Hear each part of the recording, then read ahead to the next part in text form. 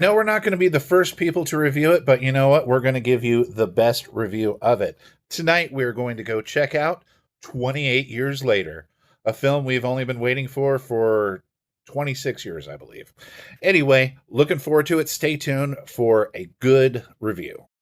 All right, guys, we're on our way to the movie. I can't wait. I've been looking forward to this babe for years.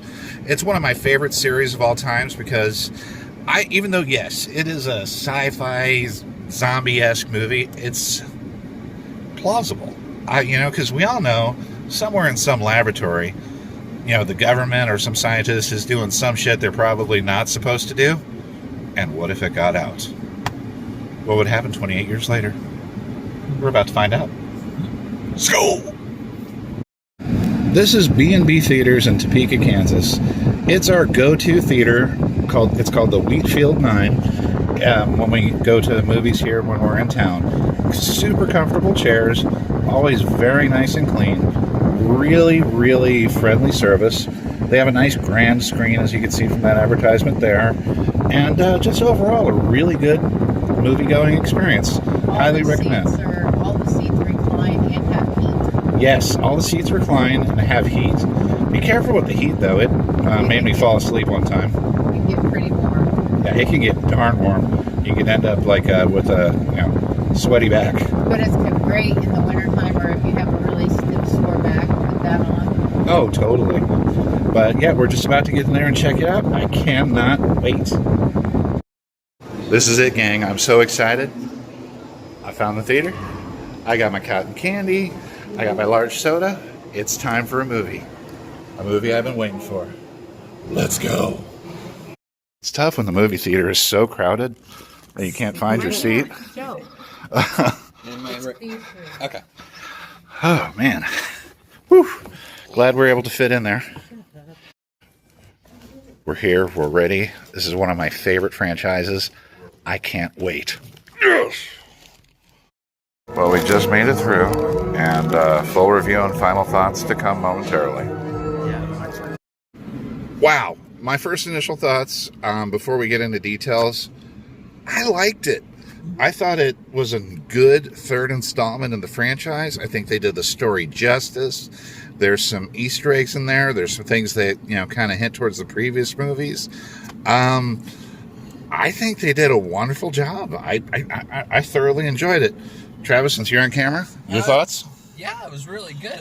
Most of my thoughts are in the spoiler territory, but just going off of initial non-spoiler stuff, I thought it was really good. Very well shot. Yeah, I enjoyed myself.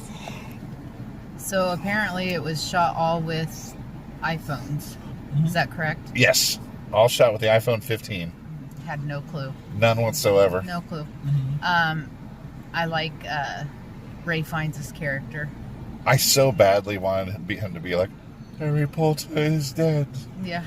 But actually had kind of a poignant moment in the movie, which no spoilers, but yeah, we'll get to that in a sec. It was really good.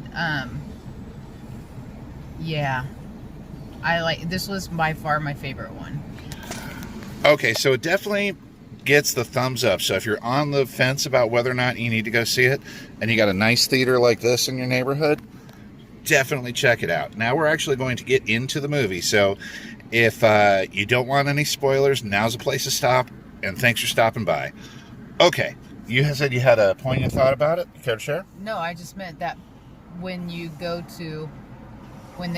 meet up with the doctor, that whole scene was really, I liked how they did that. They took a moment and they turned it into something beautiful. Yeah.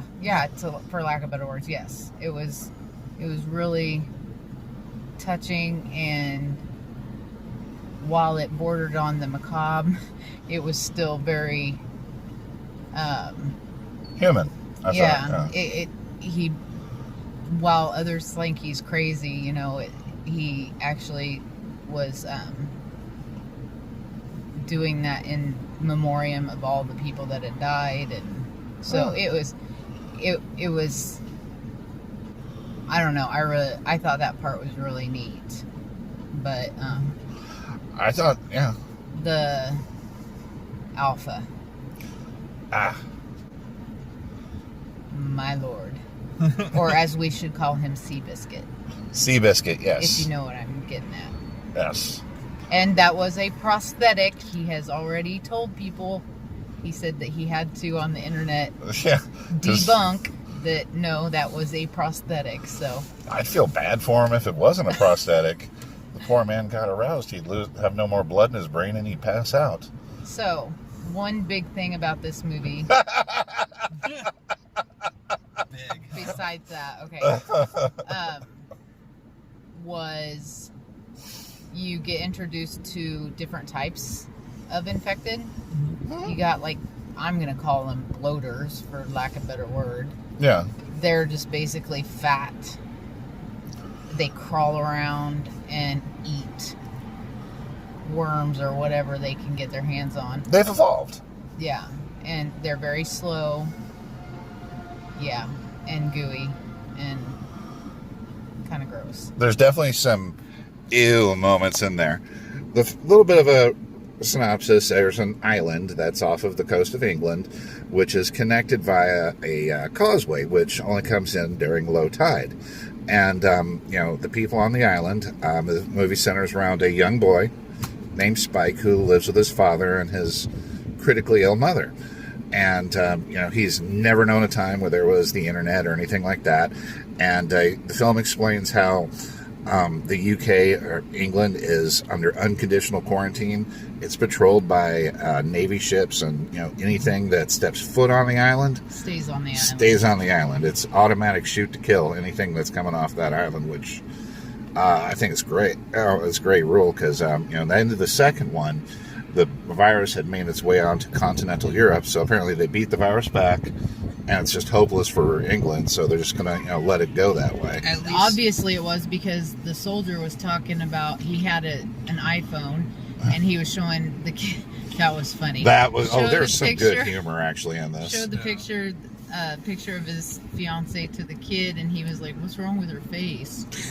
She was all juiced up with Lip filler and lip shit like filler that. and all that stuff. He said there was a girl that has a shellfish allergy, and every time she eats shellfish, she was like that. There was definitely some funny moments. For a movie about infected rage virus, there's definitely some human moments in it. There's some cute moments in it, and there's everything you'd expect from a good Danny Boyle movie. There's great cinematography. Some of the shots as when they're coming down on the little bone thing there were just it's just amazing.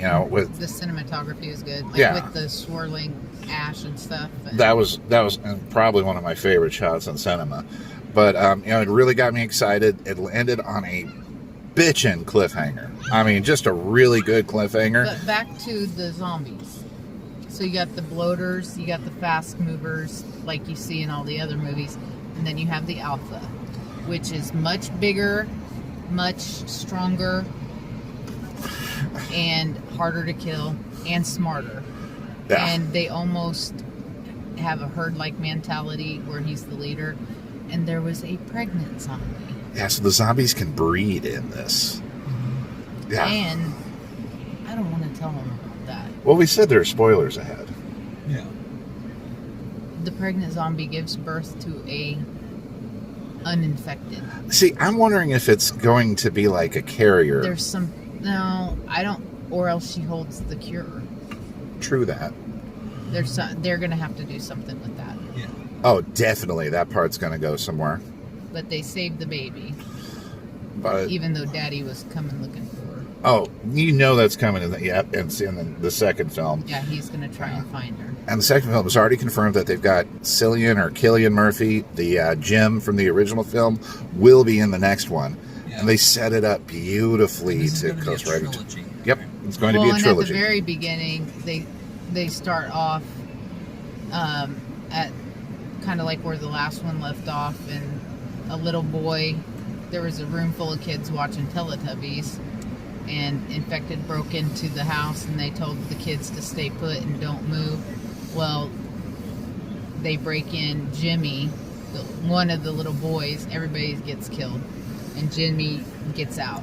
That He was a runs good away. slaughter too. It's just like, whoa. And he runs to the church where he finds his dad, which there's something weird with that, because it was almost like he was talking about how they were coming to, it was freedom or whatever. So anyway, he basically just offers him up to the crowd, and he gives Jimmy his cross and told him to never let that go. So then we flip to 28 years later, and that's where we come to the island and the main characters. One thing I do have to note about the skip. So in 28 weeks, we were leaving off with the virus spreading out outside of the UK and all that stuff.